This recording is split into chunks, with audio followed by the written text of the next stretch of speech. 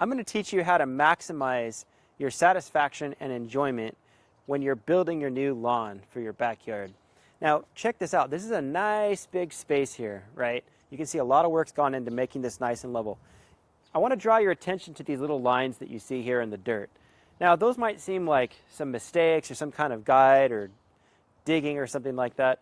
But what I want to actually show you is these are actually level marks. So you can see the string line run in pink.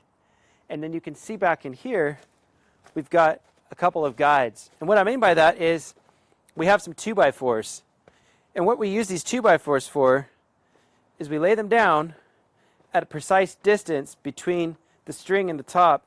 And then as we put the dirt down, we actually pull another 2x4 across the top to level it all out. So that's what you see here. We've basically leveled all of this out in all of these areas to get it nice and even, so that when we're done and we put our gopher protection down and then our grass on top, everything is nice and level. You don't get a bunch of this everywhere. So that's the secret way. You can see here our string lines, how they cross. Everything has a perfect distance from the top of the edging all the way to the top of the edging there. Everything has a consistent distance along. So if I take my tape measure and I measure here, look, that's about 4 inches. That's about 4 inches. It's also about 4 inches. So there's going to be a slight variation just because it is soil and people are still walking on it.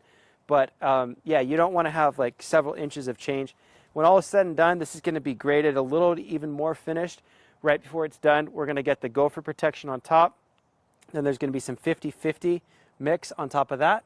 And then we're going to put our grass directly on top of that. So you can see on this back side here, I'll show you in a moment what that looks like, and we'll talk about that next step.